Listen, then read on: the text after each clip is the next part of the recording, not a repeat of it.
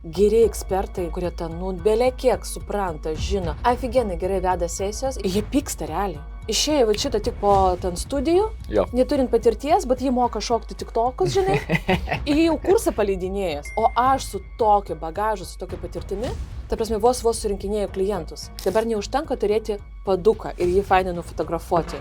Reikia, kad tą paduką, kad kažkas laikytų, čia gertų, mėgtų. Mes turim tą gyvą pajausti emociją ir tada tai prasiduoda. Vienas iš geriausių pavyzdžių, kurį aš tikrai žinau Lietuvoje, kas taip daro, gal atspėsi kas. Iš žmonių, su kuria aš dirbu, jie žiauriai egoistiškai, atleiskit, galvojate apie save. Kaip aš atrodau, ką apie mane pagalvos, ką aš ten, aš. Ir aš priėmiau sprendimą daryti 3 veiksmus. Pirmas veiksmas – 10 000 sekėjų, tai yra 100 000 eurų. Čia tiek galima per metus uždirbti? Yes. Per šios metus aš uždirbau. Svečiuose šiandien pas mane yra Marina ir kalbėsime apie Instagramo komunikaciją, apie reelsus, storius, apie realų uždarbį, kaip netgi neturint daug sekėjų, tuos sekėjus auginti, kiek tie sekėjai kainuoja, ar Instagramas ir socialinių tinklų komunikacija apskritai gali būti kaip turtas, nes mano kanale galite sužinoti labai daug informacijos, kaip investuoti pinigus, ką daryti su savo kapitalu, kad tas kapitalas augtų investicijose, bet socialiniai tinklai, man atrodo, kuo toliau, to labiau tampa irgi savotiškų turtų, kuris gali generuoti atitinkamas pajamas. Ir šiandien mes turime ekspertę Mariną, kuri augino savo auditoriją labai greitai ir man pasižadėjai, kad pasidalinsi ir realiais skaičiais ir ką galima uždirbti, ką daryti, ko nedaryti ir kaip galbūt kiekvienas, kuris dar tik tai startuos su socialiniais tinklais, gali turėti atitinkamus rezultatus per ateinančius metus 2. Labas. Tikrai. Ačiū. Labas. Ačiū, kad pakvietei. Tai papasakok šiek tiek dar prieš šokant į visas temas su Instagramu, kaip pati atradai šitą kelią ir kiek aš žinau, tu negimei Lietuvoje, atvykai, bet jau dabar puikiai kalbėjai lietuviškai, nors kiek 10 metų tik tai Lietuvoje. Aha. Pasidalink šiek tiek tokią prieš istoriją, kad galėtume keliauti toliau. Gerai, taip, aš ne Lietuvė, Lietuvoje jau 10 metų. Tapau meilės imigrantė, tiesiog taip gavosi, kad vyras parsitempė į Lietuvą, bet tikrai aš čia labai gerai jau jaučiuosi, kaip namuose ir taip teko išmokti lietuvių kalbą, jeigu bus klaidų, iš karto atsiprašau. Ir tai tikrai dar nelengva ir ne visus žodžius dar žinau, bet istorija tokia, kad tiesiog mes gyvenom Baltarusijoj, susipažinom ten su vyru, persikėlėm gyventi į Lietuvą ir tikrai tas visas emigravimo laikotarpis buvo nelengvas, norėjusi grįžti atgal, norėjusi viską mest, norėjusi neadaptuotis, nesimokinti kalbos, kas gyvena užsienyje, tikrai mane suprasit.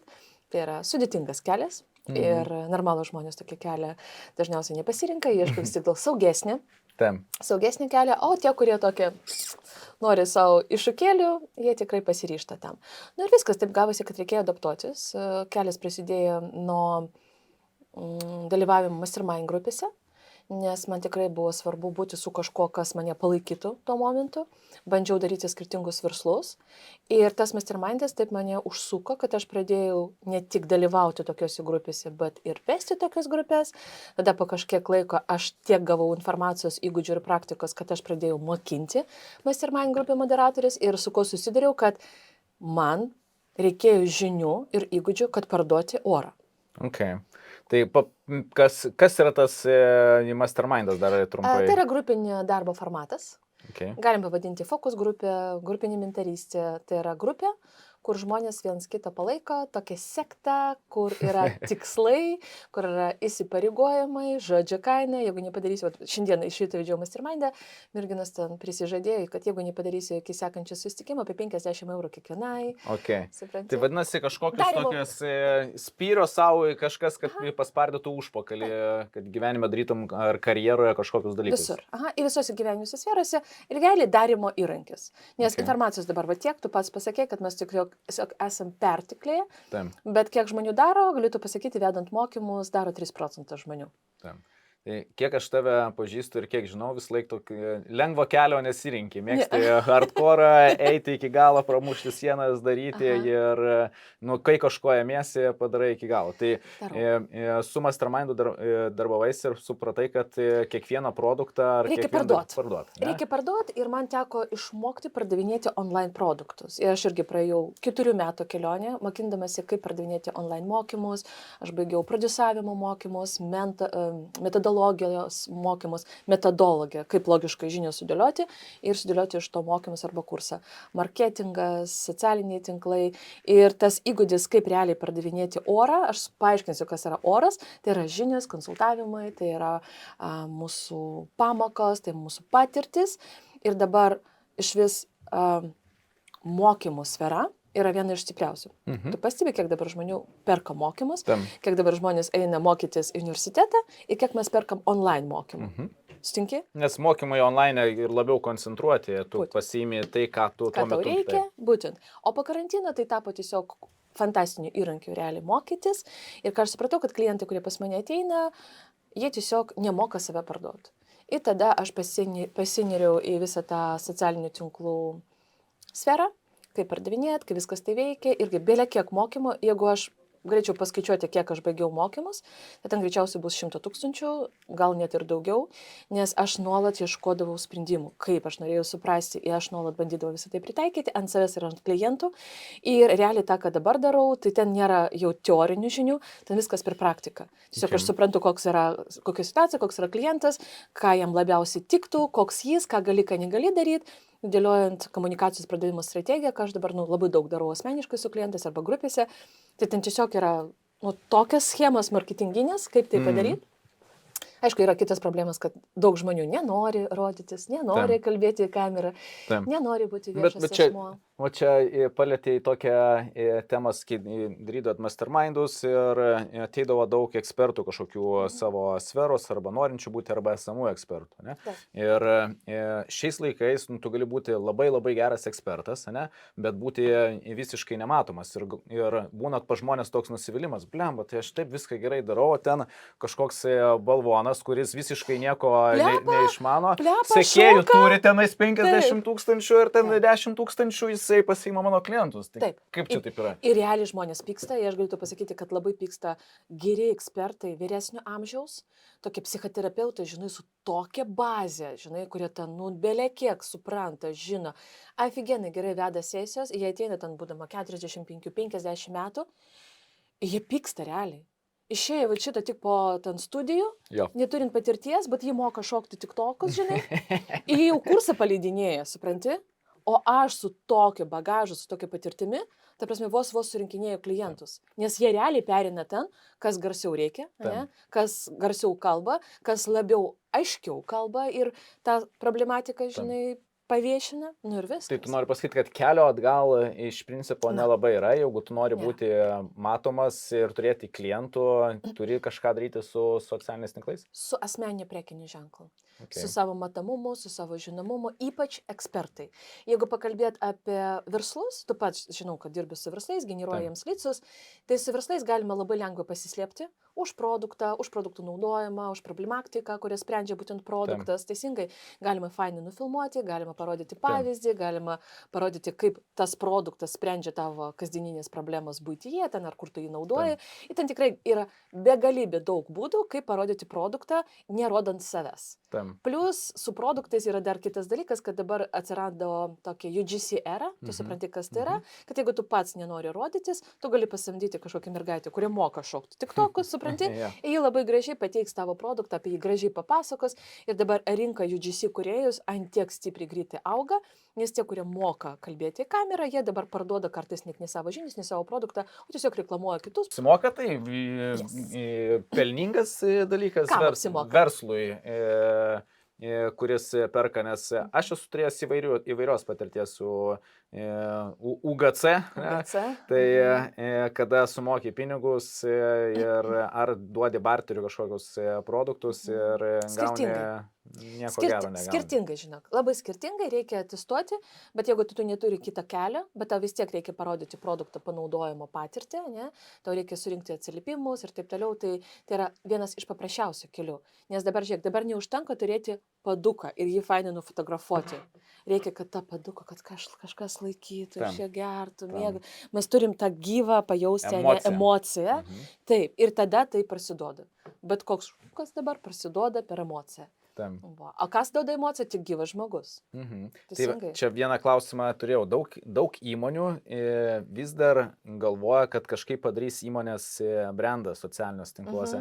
Ir man atrodo, kad šiais laikais tai yra labai didelė klaida. Kaip tu manai, kaip ekspertė, ar įmonėje geriau brandinti, nežinau, ten savo logotipą, arba kaip tu sakai, produktai kažkokie ir taip toliau. Ar šiais laikais vis dėlto veidas parduoda ir kas stovi už tos įmonės ir kas komunikuoja už tos įmonės? Žinok, šitas klausimą labai dažnai nagrinėju ir, pavyzdžiui, ar tu dabar nori sekti profilius logotipus? Aš tai visiškai ne. Nei vieną greičiausiai neseki. Sutinki? Pavyzdžiui, tu ten žiūri pakvietimus Facebook'e ar kažkur, ir jeigu ten tave pafollowina arba kviečia į draugus tas logotipas. Pavadinimas .lt. Ką tu darai? Skipini. Teisingai? Tu skipini. Kodėl? Nes tai, ta prasme, visiškai. Tu supranti, kad jeigu ten yra logotipas, tai yra parduotuvė. Nieko ten įdomaus nebus iš principo. Ką jis tau darys? Jis tau kiš savo produktą, pardavimus. Kai mes dabar reaguojam į reklamą. O, pavyzdžiui, aš dabar važiavau iki tavęs, klausiau muziką. Aš neturiu įmokamą YouTube, dar neuždirbau. Supranti, ir ten kas vyksta, kas ten kažkiek laiko, išlinda tą reklamą. Ir tai erzina, tu nori kuo greičiau, kad tos 15 sekundžių pasibaigtų, į greičiau praleisti reklamą. Mes dabar reklamą reaguojam super negatyviai. Sutinki? Tikrai taip, nes jos yra labai daug. Labai daug, teisingai. O mes ateinam socialinius tinklus ilsėtis. Jeigu anksčiau dar prieš 7 metus, ką mes darėm socialiniuose tinkluose, tik atsirado reklama socialiniuose tinkluose, mums buvo įdomu pasistebėti, ne? Pasirodo, kad yra daug fainų produktų ir va čia yra toks priėmimas, tu gali viską pamatyti net neeinant į parduotuvę. Tai dabar yra perteklius ir mes super blogai reaguojam reklamą. Tai profiliai, logotipai dabar neturi kitos išeities, kaip samdyti influencerius arba UGC kūrėjus ir tik taip auginti savo auditoriją. Ir, pavyzdžiui, vienas iš geriausių pavyzdžių, kurie aš tikrai žinau Lietuvoje, kas taip daro, gal atspėsi kas? Lidlas? Geras. Aišku, ir dar šiandien kaip tik žiūrėjau va šitą Reelsą. Matai? Kur... Šitą? Ne, va šitą. Žiūrėjau... Va šitą. Žiūrėjau Reelsą. Velickaitės, kur... Aš pasižiūriu ir matau, kad tą reklamą, matau, kad čia yra... Bet fainai susižiūri. Jo, aš, žinai, fainai susižiūri. Ir, nežinau, aš turiu gal kitokią nuomonę su tam tikrom reklamom, kada jinai padaryta labai tikslingai ir visos tokios reklamos, jas tikrai smagiau pasižiūrėti negu... Tiesiog reklamą. Jo.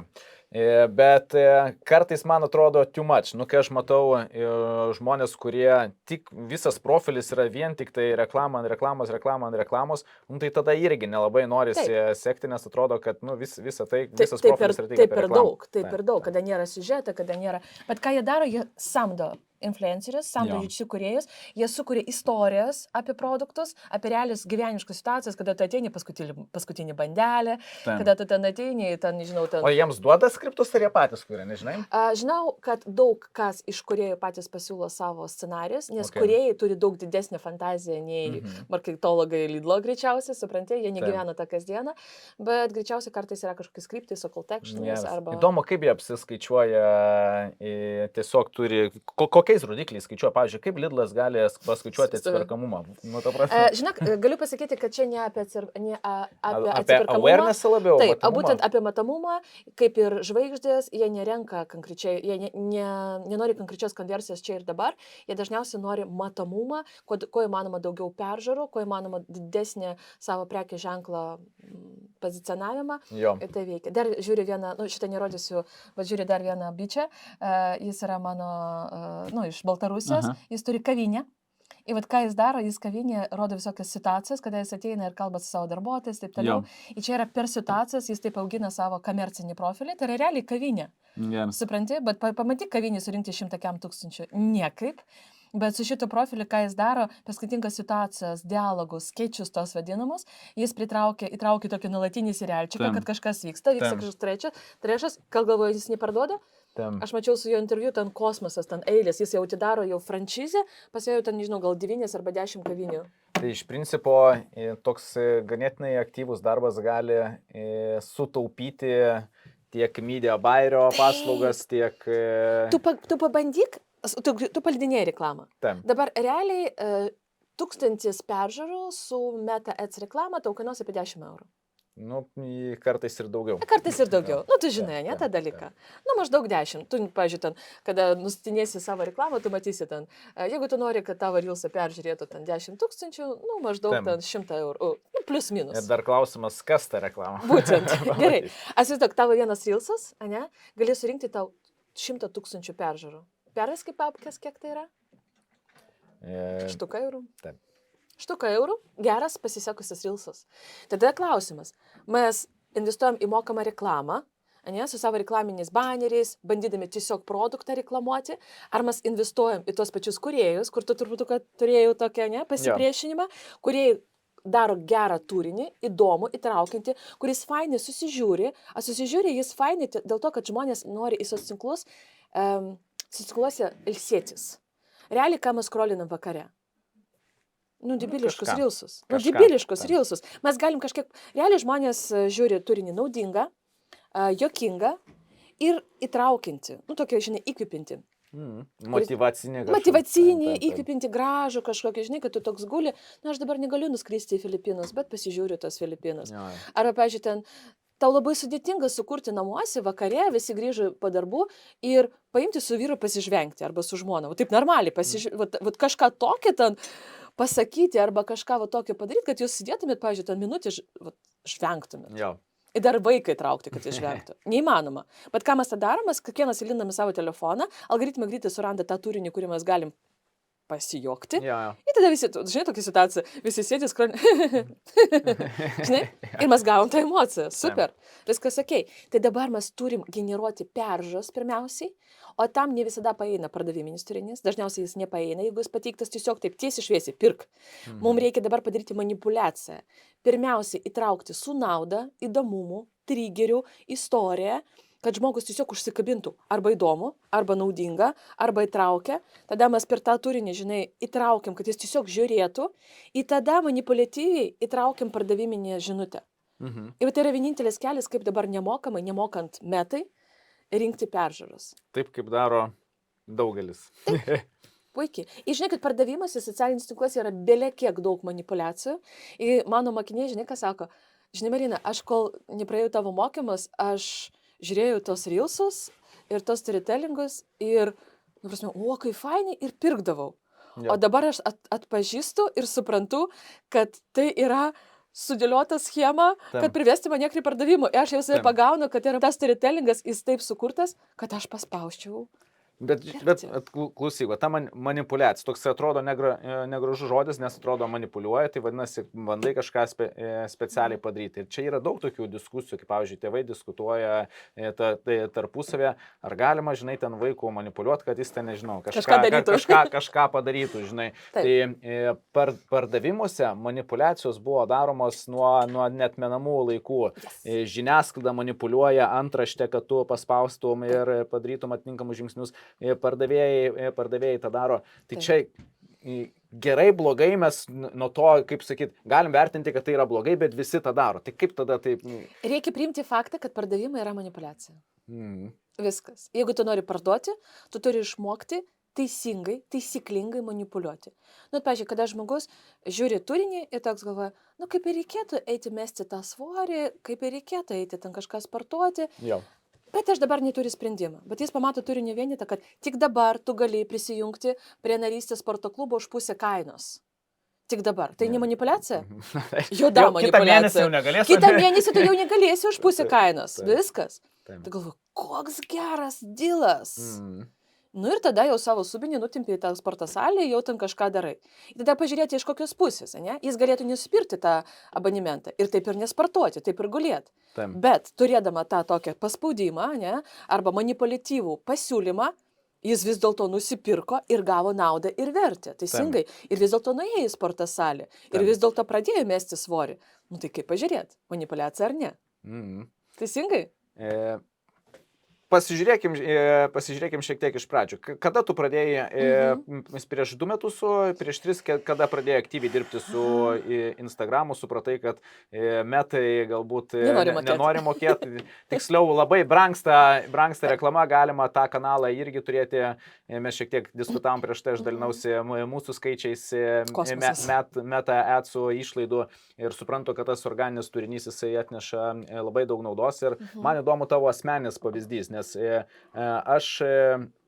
kada aš aktyviai pats kūriau turinį Instagrame, tai buvo turbūt kokie nuo 2016 iki kokių 20 metų, viskas augo labai eksponentiškai ir praktiškai aš metai visiškai nemokėjau, galėjau iš savo aktyvaus turinio susirinkti pakankamą kiekį klientų, kad aš dirbčiau asmeniškai. Kai verslas pradėjo augti, bet kokią atveju reikėjo prijungti ir meta reklamas. Tai paslink savo asmenę patirtim, nuo ko tu pradėjai, kokius veiksmus darėjai, kad ta auditorija pas tave augtų. Okay. Tai turbūt prieš istorijas, aš dar prieš tai dirbau su rusakalbė rinka, aktyviai 4 metus, ten buvo mano didžiausia praktika, ant savo profilio rusišką ir ant savo klientų, nes aš klientam paleidinėdavau mokymus ir mes ten labai daug išteistuodavom. Aš buvau kaip prodiuserė, ekspertų prodiuserė. Supranti, aš labai daug ką supratau, ką reikia daryti, ką ne. Realiai savo lietuvišką akauntą aš pradėjau vesti normaliai prieš 2 metus, kada aš uždariau rusakalbį online, prieš 3 jau metus. Po karo aš vis dėlto priėmė sprendimą pasitraukti iš tos rinkos visiškai, nes aš negalėjau niekaip. Aš Baltarusija, rusais, ukrainiečiais, vienai grupė nenori būti. Aš tokia vapšė ne prie ko nesuprantu. Ir realiai aš dėl tų politinių visų įvykių turėjau pasitraukti, nes aš negalėjau visą tai suvaldyti. Realiai. Žinai, jeigu ten pozicija rusų ir ukrainiečių aiškiai, žinai, tai mano tokia, ukrainiečiai nori mokytis tik ukrainų kalbą dabar, rusai ten pas savus, žodžiu, ten visiškai toks gavosi sumuštis, kad aš turėjau pasitraukti ir aš atėjau visiškai į lietuvišką rinką realiai prieš 2 metus. Prieš tai mano akauntas buvo parduotuvė. Ir dar su ne savo native kalba, ne? Būtent. Ne savo gimtoji. Drąsus žingsnis, Marina, ką galiu pasakyti? Ne savo gimtoji kalba. Ir galvoju, kaip sakiau, tu mėgsti iššūkius. Žinai, ką aš supratau, aš tau papasakosiu dabar, kodėl aš peržengiau tą savo nepatogumą ir baimę, nes daug kas iš žmonių, su kurie aš dirbu, jie žiauriai egoistiškai, atleiskit, galvojate apie save. Kaip aš atrodau, ką apie mane pagalvos, ką aš ten, aš. Ir tada ten nelieka jokios naudos ir tarnystės kitiems. Kada aš dirbu su klientu, ten, žinok, aš jau negalvoju, kaip aš kalbu. Aš tiesiog noriu padaryti viską, kad jis išgirstų, suprastų, kad jis ten padarytų, kad jis suvoktų ir kažką ten pasiektų rezultatą. Ten atsijungi, sutinki, kada tu kalbi su kažkuo, tu atsijungi visiškai nuo pasaulio. Ir ką aš supratau, jeigu aš galvosiu apie save, kaip aš atrodau, kad aš kalbu su klaidomis, aš negalėsiu tą patirtį, kurią aš gavau, niekam perduoti. Taip, ir aš atsijungiau tą savo ego. Pripažinsiu, man padėjo tikrai psichoterapeutai ir ten 4 metai reguliarios terapijos ir tų tarakonų išvalymas iš galvos ir supratimas, kiek daug aš galiu sukurti vertės, jeigu nebūsiu tą tokia, aš, žinai. Nes tas, kas galvoja tik apie savęs, bet pastebėjai, kad žmonėms kartais jie į tai ir susifokusuoja, į visokius pasiteisinimus, 99% ir taip toliau. Ten tik aš. Sakau, nes kai nukreipi nuo aš, reikia pradėti kažką daryti, žinai, ir tada pasiteisinimų nebelieka. Taip, tu įsipareigoji žmogui, tu turi jam padėti, viskas. Tu jau sėdė, ta prasme, tu jau ne apie save galvoji. Man šitą istoriją labai daug pasakoju, kur galiu papasakoti. Žodžiu, mano psichoterapeutas irgi, aš eilinė sesija sėdžiu, o kas, jeigu dabar man ten rašo komentarus lietuviai, bože, šitos akcentas, žinai, kas čia per akcentas, varykinai atgal į savo ten Rusiją, Rusialką, ten buvo tikrai daug tokių komentarų, kurie mane žeidė, žinai. Ir aš sėdžiu, žinai, skundžiuos ir sako, Marina, o įsivaizduok, užpuolė kažkokią salę teroristai.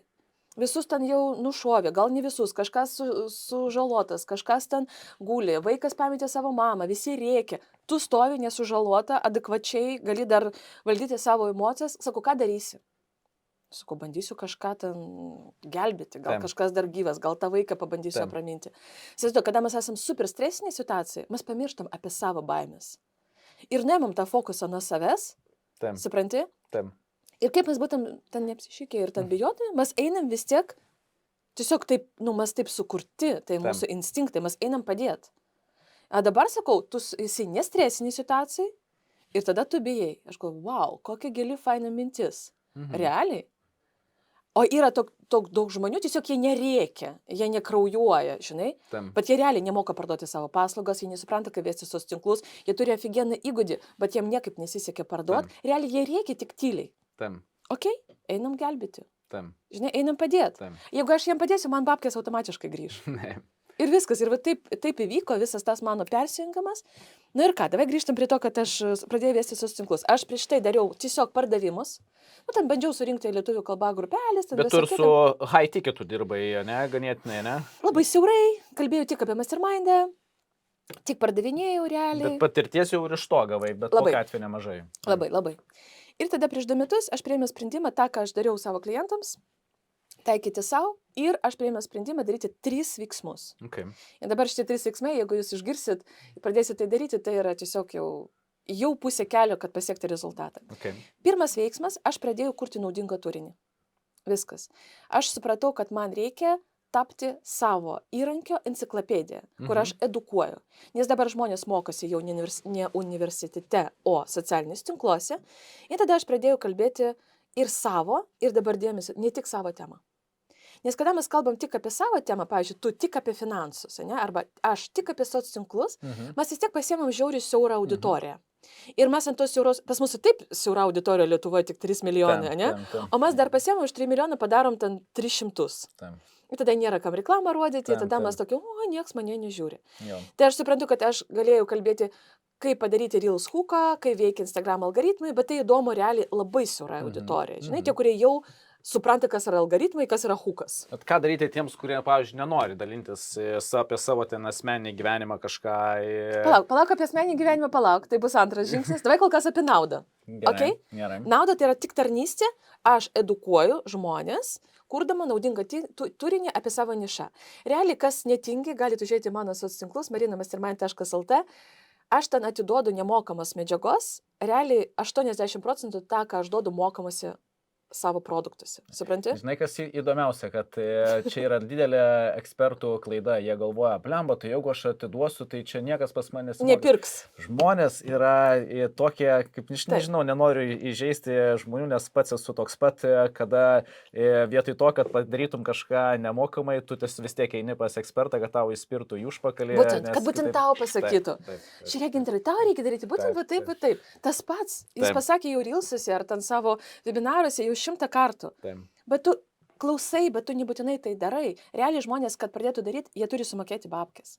Tikrai taip. Ir kuo daugiau. Jeigu anksčiau pas mane kainuodavo konsultacija 50 eurų, aš žinok vargau, dabar 400. Ir dar konsultuodavosi žmonės ir nieko nepadarydavo. Visiškai nieko. Aš neturėdavau realiai keisų.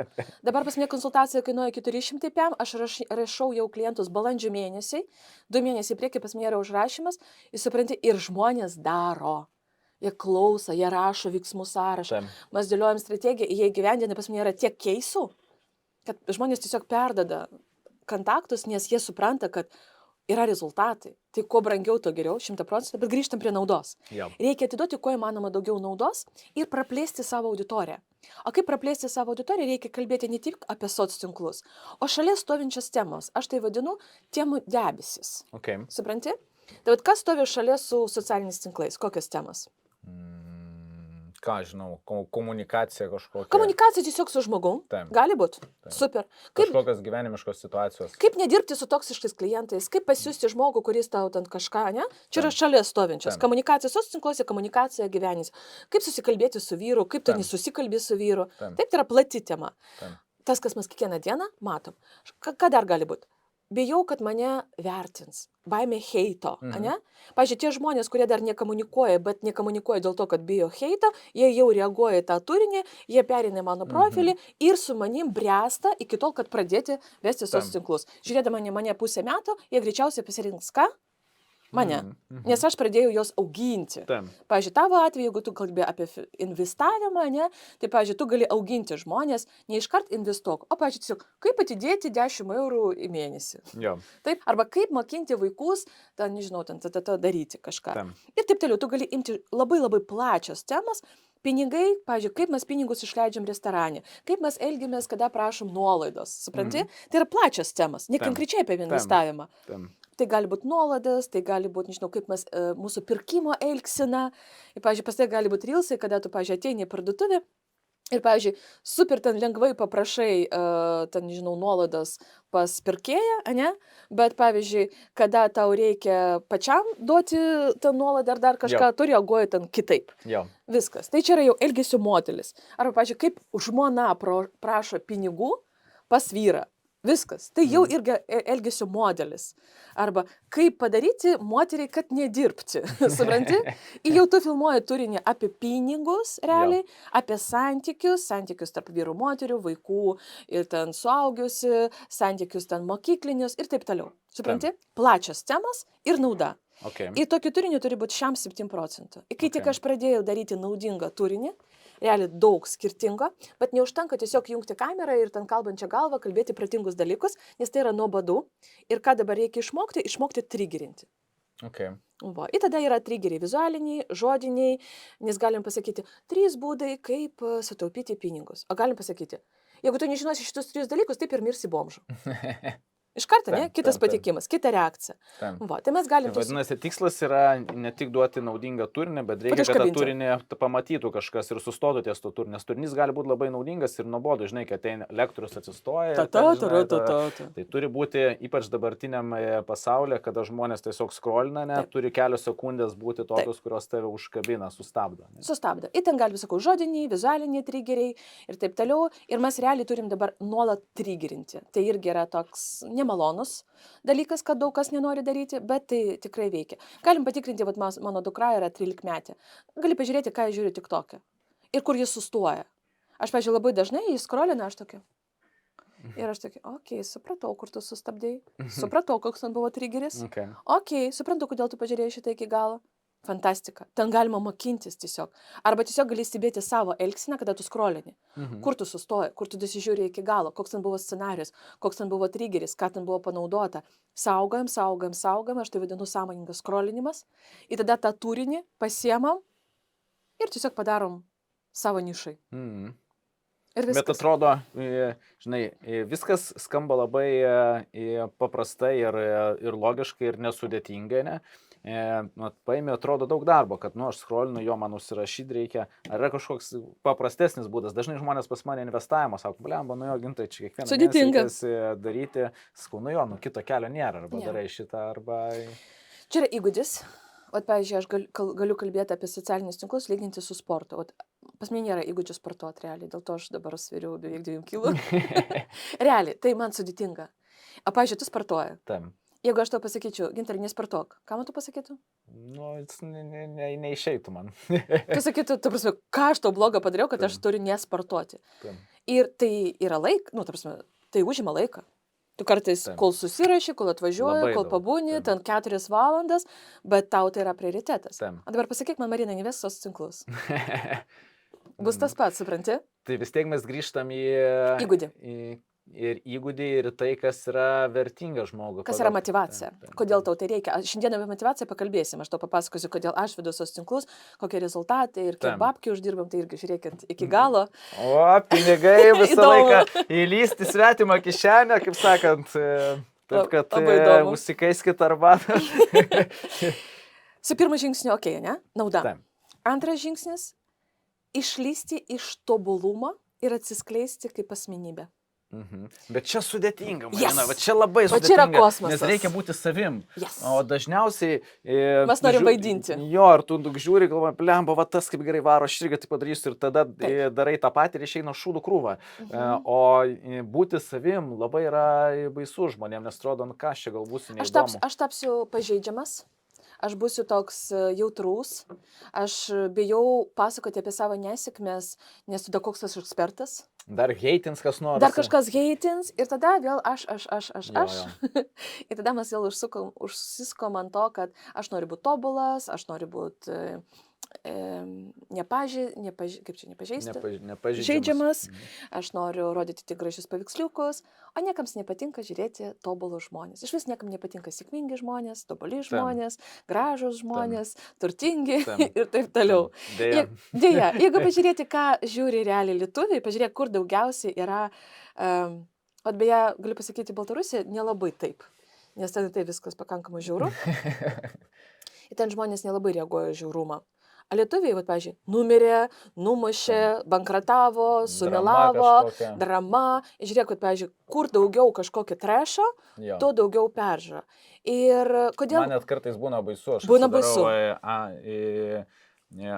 Antraštės kokios nors, arba man ten išmeta kokiam Facebook ir dar šuoju, nafik, negi žmonės tikrai, negi mes tikrai Lietuvoje neturim kažko geresnio rašyti, nafik šitą šūdą, žinai, surašytas. A tai yra trigeriai, bet žiūrėk, jeigu pakalbėti apie, tokią ekologišką, dalinimąsi socialiniuose per asmeninį prekinį ženklą, tai reikia tiesiog rodyti tai, kas realiai vyksta gyvenime. Nieko nereikia sugalvoti, nieko nereikia vadinti, nereikia daryti jokių specialių dramų, nereikia net verkti istorijos, jeigu tu nenori verkti istorijos, arba ten bėdavoti, skūsis, taip toliau.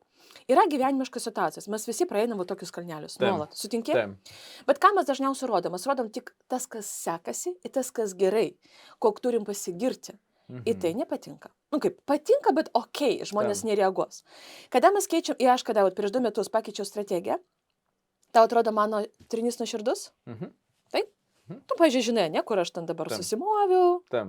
Gali keletą faktų apie mane tikrai pasakyti, ne? Ten, pavyzdžiui, statot namą, ten kažką ten, svorio Marina priaugai, ten šuniuką iš Tenerifės atvežė, ten iš prieglaudos. Tu žinai kažkokį mano gyvenimišką kontekstą. Ir kada tu žmonėms pasakoji, kur tau nelabai sekasi, kaip tu, pažiūrėk, yra filmai, ne taip pasakysiu, filmuose visada yra herojus ir yra herojus kelias. Ir nėra tokio filmo, kur herojus atsisėda, žiūrėk, aš čia laimėjau, dabar važiuoju į konferenciją, va čia aš jau namą pastačiau, tu pažiūrėtum tokį filmą 10 minučių, sakytum, kada trešas prasidės, ne? Kada trešas prasidės, nes aš kaip pažįstu heroją, jis turi tikslą, eina link savo tikslą, susiduria su sunkumais ir daro sprendimus. Ir man patinka žiūrėti, kaip jis sudėtingose situacijose sprendžia. Dabar socialiniai tinklai tai yra mūsų televizijos kanalai, kur mes galim surinkti tiek auditorijos, kiek norim. Dabar beje, socialiniai tinklai labai stipriai konkuruoja su teliku. Aš buvau televizijos laidose, jie skundžiasi. Jis sako, mes jūs nemylim, influenceriai. Jūs atimėt mūsų peržiūros. Supranti? Eterį. Viskas okei. Ir kas gaunasi? Kad mūsų žiūrėtų, turim turėti herojaus kelią. Ir rodyti kažkokius siužetinės linijas. Rodyti savo gyvą, realų gyvenimą. Ir aš, kada mokinu savo mokinius komunikuoti socialiniuose tinkluose, sakau, išsikelkit tikslą, paviešinkit jį ir rodykit tarpinius kažkokius rezultatus. Pavyzdžiui, mano vienas iš serialčiukų statybas dabar, ne? Nusipirkom namą, kaip ten eina, ten netaip plytelė suklijavo, dabar mes nespėjom ten įsikelti iki kalėdų, dabar pabandysim iki sekančių kalėdų. Gal nebuvot pasakę iki kurių? Tada, ar man pavyks ar nepavyks? Žinai, žmonės turi erdvę pakomentuoti, nes daug kam tai yra pažįstama situacija. Mes taip prapličiam komunikaciją. Ir herojus turi tiesiog rodyti, kur sekasi, pasigirti, kur ne, pasakyti, kaip aš jaučiuosi dėl to, tada atsiranda tas ryšys. Ir tada norisi kažką parašyti komentarą, norisi įsitraukti. Elementariai žmonės mėgsta savo tas 5 kapeikas, žinai, tai prasme, įsitirpti ir tave pamakinti, pamakslauti. Ir kada aš darau storytellingus, aš, pavyzdžiui, sakau, ten priaugus, ką daryti? Ir tie, kurie turi gerą kūną. Eik, jis į sportą. Taip. Supranti, jie neturi tokio įgūdžio kaip aš socialinių tinklų vedime, jiems sudėtinga ten kažką įsitarpti. Aš čia pozicija ekspertė, žinai, ką tu čia man papasakosi. A čia aš prisipažįstu, kad tai, blecha, 15, žinai, kilo viršsvario. Tai Marina, tau reikia tą daryti. Ir aš priėmu tai ne kaip įžeidimą, o... Čia bendravimas su auditorija savotiškai. Mes kalbamės. Elementariai, mes, pavyzdžiui, atvažiavome Lietuvą, atvežėm šuniuką iš Tenerifės, žinai, ir vasarą šuniuką užpuolė erkės, žinai, nes ten šuniukas gyvenime nematė nei erkių, nei ten, tu žinai, ne? Ten aфиgenai gyventi dėl tų visų vabzdžių ir mūsų užpuolė erkės. Ir mes kaip jau nusipirkom tos visos ten tabletės ir ten purškiklius, bet aš galvoju, okei, man reikėjo pakelti peržiūras, nes tu greičiausiai žinai, kuo daugiau tau rašo žinučių, tuo didesnis tavo stories peržiūros. Ir aš tokia, mūsų užpuolė erkės, gal žinot kažkokią ten priemonės, ką daryti. 150 žinučių. Su rekomendacijomis, ką galima duoti šuniukui nuo erkių. Ir tada ant to vaibo dar 2-3 tarpiniai stories, pardavimas, ir aš tokių pardavimų neturėjau. Pagauni? Va čia yra tas toks nusilinkimas. Aš noriu sužinoti tavo nuomonę. Aš noriu tave išgirsti. Tai vat antras tas punktas - atsiskleisti kaip asmenybė. Realiai, jeigu nežinot, kaip atsiskleisti kaip asmenybė, nereikia rodyti būtinai vaikus. Sako, aš vaikus nerodysiu. Nereikia rodyti vaikus. Aš nerodysiu santykius. Nerodyk. Tiesiog pajauskit, ką dabar kaip herojus jūs praeina. Pavyzdžiui, aš išeinu į užsienio rinką. Gali būti ne tik asmeninė istorija, gali būti verslo istorija. Aš noriu padaryti 100 ton prisitraukimų, atsilinkimų, iššūkis noriu tą padaryti. Noriu numesti tiek svorio. Noriu, pavyzdžiui, nežinau, sukurti 100 turinį vienetą, būti jums naudingas. Super fainas yra serialčikas, kurie žmonės, ką, apsišiks, neapsišiksi, kada nusimesi, ir kaip, ne? Nes tai yra įdomus stebėti. Tai kur tas toriukas jau kažkaip? Kada išeis? Va, tai sugalvoti tą, kai jūs realiai dabar gyvenime einat, kokie yra jūsų tikslai, padaryti įvadinį turinį vienetą, kad kibėti, aš dabar tai priėmiau sprendimą rodyti, ar žiūrėtumėt, ar įdomu būtų ir viskas. Ir tada parodyti visą kelionę, tai gali būti trumpalaikis serialčikas, pažiūrėjau, ten 2-3 serijų, gali būti 10 serijų, gali būti metinis toks serialčikas. Ir kas svarbu, tai serialčiką reikia mesti ir į reelsus, ką dažniausiai mes nedarom, nes mes dažniausiai tik, ašgi storiesi pasakoju. Stories 24 valandas. Tai reelsuose turi likti ir istorijos ir viskas. Tai yra antras žingsnis. Ir kad užauginti auditoriją, trečias super fainas žingsnis. Važiuok, pirmas tai yra nauda.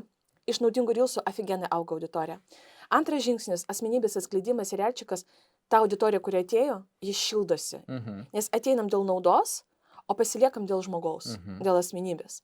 Tada antras žingsnis - įsitraukti auditoriją į tavo gyvenimą, į tavo bendravimą, į tave kaip asmenybę.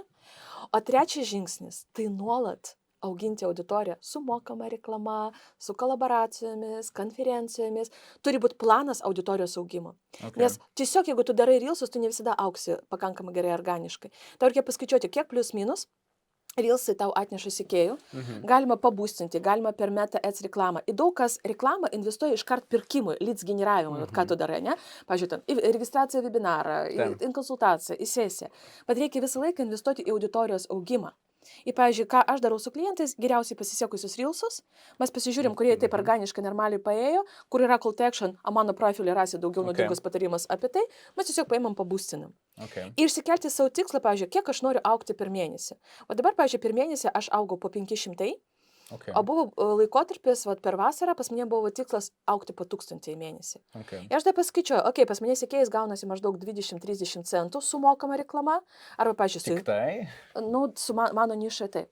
Arba, pavyzdžiui, influencerių reklama, UGC, kolaboracijos aš nuolat darau. Padarom bendrą kolaboraciją, tu apie mane papasakosi, aš apie tave. Tai man kainuoja laiką, bet nekainuoja, pavyzdžiui, pinigų. Ir pas mane yra tikslas, aš žaidžiu su auditorijos augimu. 500 mėnesį. Pasižiūrim, jau dabar mėnesį pabaiga, matau, pas mane 400 atėjo, 200 išėjo, ten pananana. Reiškia, man dar reikia ten 100 PM. Ką galiu padaryti? Gal padarom kolabą? Gal išeinam kažkur ten viešai pakalbėti? Gal darom kolaboraciją su kažkuo mokama, kur aš sumoku kažkam, kad kažkas apie mane pasidalintų. Tada aš ieškau kažkokius influencerius, sakau, norėš tau strateginį sesiją pravesiu, padėsiu tau sudėlioti visą tą idėją, tą strategiją, o tu apie mane pasidalinsi. Aš inicijuoju veiksmus, arba ten ieškau reelsus, kurie galime paleisti mokamą reklamai ir aš dirbu link to, kad auginti tą žmonių potencialą, resursą. O ką dažniausiai žmonės daro? Dažniausiai žmonės sako, aš noriu pardavimų čia ir dabar. Ir jie ką daro? Vietoj to, kad auginti žmonių resursą, ką mes šiandien pradėjom kalbėti, ne? Apie tą žmogišką resursą, investicijos, kapitalą tavo socialiniuose tinkluose. Jie tiesiog nori greitų tokių, greitų santykių. Čia kaip vis laik yra pasirinkimai, ta pati mokama reklama yra auditorijos neauginimas, o kažkokio ten produkto ar paslaugos reklamavimas. Tau gali atnešti rezultatą trumpuoju laikotarpiu, bet tu nuolatos už jį mokėsi. Arba daryti ir tai, bet tuo pačiu ir auginti savo portfelį. Savo sekėjų portfelį. Man patinka lyginti va šitą dalyką su santykiais. Žinai, va yra, atsiprašau, vyrai, kurie, žinai, jie neieško ilgalaikių santykių, jie visą laiką, žinai, tokie ateina, visi pasipuošę gražus, kad gauti seksą vat, tik tą vakarą. Žinai?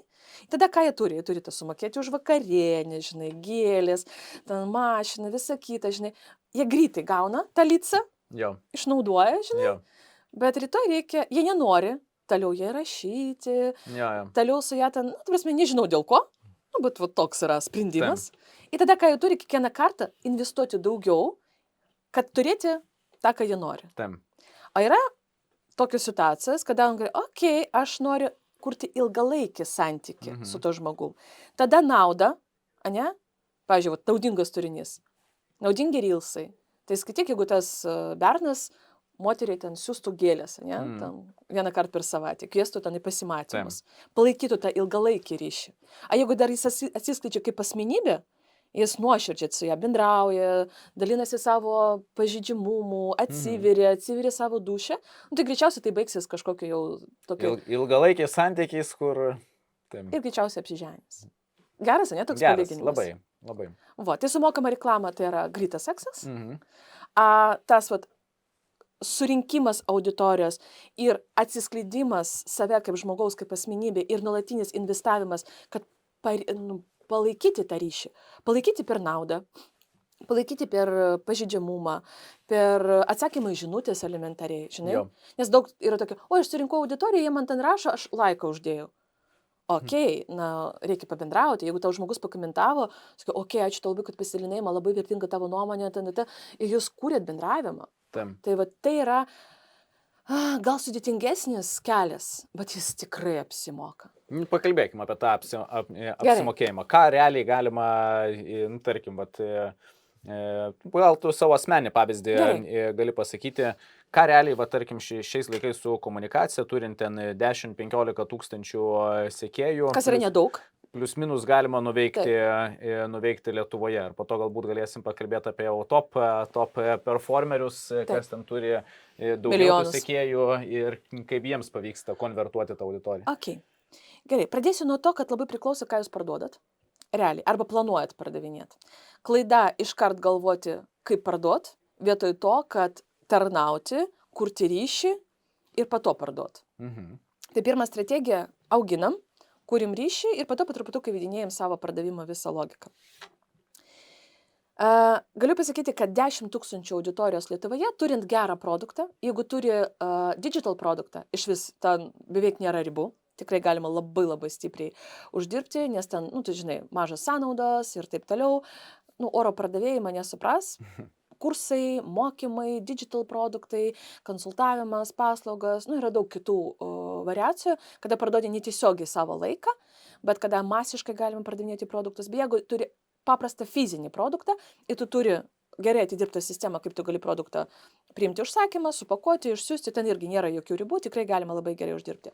Tai galiu pasakyti iš savo ir kitų žmonių patirties, kad 10 000 sekėjų tai yra investicija tavo, sukaupta tavo investicija 100 000 eurų. Realiai. Visiškai realiai. Čia tiek galima per metus uždirbti? Yes. 10 000 sekėjų tai yra 100 000 eurų, kurie pas tave guli tavo portfelį.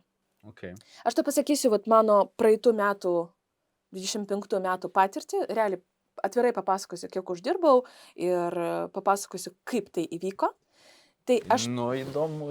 Pirmus metus aš dariau tą, ką tik tau pasakoju. Auginau, kūriau ryšį, pasitikėjimą, buvau tą tokią gerą meilužę, kurią, žinok, nuolat maitindavau, siųsdavau gėlės, naudingas turinys, atidavau tikrai labai daug, palaikydavau ryšį, aš tikrai labai daug kūriau ryšį.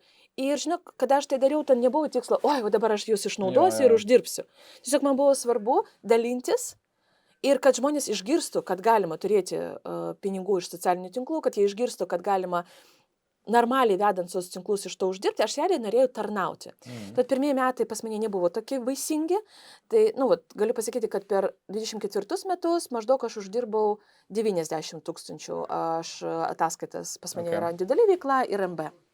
Per šios metus aš uždirbau 250 000. 205 štukų aš padariau per metus tik su savo 15 000 auditorija. Wow. Bet aš pradėjau metus, pas mane dar nebuvo 10 000. Aišku, dar geras dalykas vesti keletą socialinių tinklų, tu pats tai žinai, ir auginti savo asmeninį prekinį ženklą ir Facebook'e, ir TikTok'e, YouTube'e, Instagram'e. Tai Instagram'e pas mane ten 10-15, bet yra dar ten Facebook'e ir taip toliau. Ta auditorija tokia yra, žinai, persipina, gal kažkur kartojasi. Tai 205 000, aš manau, kad tai yra super geras rezultatas. Okay. Jeigu jūs parduodat ne digital produktus, pavyzdžiui, pas mane yra merginos, kurios parduoda kosmetiką, turi elektroninę parduotuvę, fizinės prekės. Realiai, turint, pavyzdžiui, yra grynas pavyzdys, negaliu papasakoti visus vardus, ne? Bet yra grynas pavyzdys, žmogus turi 25 000 auditorijos, labai geras stories peržiūros, o stories jūsų žiūrės, jeigu jūs esat atviras kaip žmogus, ten įdomu stebėti, tu žiūri kaip serialčiką. Tai yra žmogus įkvėpimas, kurį nuolat norisi įsitraukti. 25 000, pas ją buvo labai geras stories peržiūros, kartas 4-5 000 stories peržiūrų. Jie per savo išpardavimus, per vieną išpardavimą sugeneravo 100 000 pinigų. Įsivaizduoji? Per vieną išpardavimą? Per vieną išpardavimą. Tiesiog pardavinėja savo prekes. Aišku, ten yra savikaina, ten gal negrini pinigai, bet tik vienas išpardavimas. Pas ją metinė apyvarta beveik jau milijonas. Oho. Supranti? Tai aišku, savikaina, kažkiek atsiskaičios, ten komanda ir visa kita, bet tai yra wow. Ok, bet kaip daryti tuos pardavimus? Ir sekėjų skaičius yra ne tik, kaip sakyti, sekėjų skaičius yra sekėjų skaičius. Kas yra normalios peržiūros, į ką reikėtų fokusuotis? Faktas, kad tikėtina ir į tą, bet tarkim, turint 10 000 sekėjų, kažkas gali uždirbti 100 000, kažkas gali uždirbti 5 000, nes nėra ar story peržiūrų, ar ten reels peržiūrų, ar nėra to įdomaus turinio. Tai kas yra normalios peržiūros ir kaip su tom peržiūrom daryti pardavimus? Nes jeigu tik štampuosi produktų kažkokį selinimą, tai neveiks. Neveiks. Auginate auditoriją ir tada turi būti toks nuolatinis raktinių veiksmų pasikartojimas, kai tu eini į treniruotės, pas tai yra ten 3-4 treniruotės į savaitę, tu ten gal darai iš pradžių ten viršutinį dalį, tada kojas ir taip toliau. Pas tai yra kažkokia tavo logika. Ne? Tai vedat su ciklus, ką reikia? Reikia išsirinkti savo dažnumą komunikacijos socialiniuose tinkluose. Pavyzdžiui, stabiliai 3-4 turinį vieninti per savaitę. Ir tai turi būti reelsai, galima kombinuoti. 2-3 naudingi, pavyzdžiui, vienas kažkoks debiliškas, asmeninis, juokingas, arba pardaviminis, arba asmeninis siužetinė linija tavo serialčiko dalis. Ir tu žinai, kad pas tavai yra toks dažnumas, ir tu varai. Geriausiai, kad būtų reelsai nukreipti į tavo ekspertiškumo atskleidimą, kur aš matau, tu esi geras ekspertas. Ir gali būti asmeninis, pramoginis, kuris tau renka peržiūras tavo reelsuose. Nes dar yra toks, žinai, dalykas, jeigu reelsai surinka gerai peržiūras, pas tai automatiškai bendras ryčias didėja, žmonės tiesiog užeina į tavo profilį, jie bet kokiu atveju užeina pasikavinti tavo stories. Ir followeriai, ir non-followeriai. Ir non-followeriai, taip. Pas tai nuolatinis yra srautas žmonių, kurie ateina. Ir tada jie dar nueina pažiūrėti į stories. Tai šalia su reelsais, pavyzdžiui, tavo atveju galbūt 3-4, tu dar darai 3-4 kokybiškus storytellingus. Žmonės dažniausiai nemėgsta ir nemoka pardavinėti storiese. Stories, aš žiūriu, 90% žmonių tiesiog kažką imita. Įmesiu kažką į storiukus. O stories tai yra šventa vieta pardavimams, nes dažniausiai mes stories kokių žmonių žiūrim? Kurie jau tokie jau labai įdomus, tinki? Nes taip mes dažniausiai reelsus įpraškinėjom savo laiką, ne? O stories tai jau tokie, žinai, kiek ten per vieną užėjimą? 3, 5, 10 maksimum ratuliukų stories pasižiūrės, tinki? Tai normalus skaičius stories peržiūrų 10% nuo tavo sekėjų skaičius. Pavyzdžiui, jeigu tu turi 15 000, pas tai turi būti maždaug 1500 stories peržiūrų, jeigu tu darai viskas teisingai. Jeigu tu darai mažai, turi mažiau peržiūrų stories, greičiausiai tu neįtrauki į storytellingus. Greičiausiai nėra gero storytellingo, jie nesupranta, jie neturi prasmės tave žiūrėti. Tada reikia vesti asmenybės atskleidimą, labai gerą tokį traukiantį turinį, kažkiek trešą, kaip tu praeini, arba, pavyzdžiui, galima iš reelsų pervedinėti į stories. Pavyzdžiui, tu pradėjai kalbėti, šiandien važiuojam ten į Lenkiją ir aš turiu tokį susitikimą, kurie net neįsivaizduoju, kaip pasibaigs, bet kaip pasibaigs, papasakosiu storiese. Tada užkabinai dėmesį per Reelsą. Reelsas gali pateikti šaltą srautą, visiems tikavo, ko pasibaigs. Jie eina dažiūrėti tavo ten pabaigą, ko pasibaigs istorijos. Ir taip tu įtraukinėjai žmonės jau į istorijos. Stories tai yra realiai šventa vieta pardavimams. Ir reikia dirbti iškart 2 frontais. Su Reelsais tu generuoji peržiūros į šaltą srautą. Jeigu nepavyksta organiškai, dirbi su mokama reklama. Ir nuolat tokias labiausiai pasisekusias stumi į šaltą srautą. O su storiese tu dirbi su saviškiais, kurios šildai ir per kokybiškus storytellingus galim parduoti visiškai beleką. Pardavimas daugiau yra linko dėjimas į istoriją, ar labiau paspaus profilį ant nuorodos ir tenais? Žinok, visaip aš darau. Yra daug skirtingų būdų. Galima linką įdėti, bet įdėjimas linką mažina tavo stories peržiūrų. Tu tai žinai greičiausiai. Taip. Jeigu įdėsi daugiau linkų, tai dar mažiau. Šiaip net jeigu įdėsi daugiau storių peržiūrų. Kuo daugiau stories. Pavyzdžiui, aš būna nieko nededu, nežinau, 2 dienas nieko nededu, įkelsiu vieną story, tai... Vienas stories rekordinis gali būti peržiūros. Ten 30% nuo mano sekėjų pasižiūrės. Taip. Vienas stories, nes supras, aš žinai, kodėl tai vyksta. Nes Meta Ads reklama, kas 3 stories burbuliukus kiša reklamą. Supranti? Okay.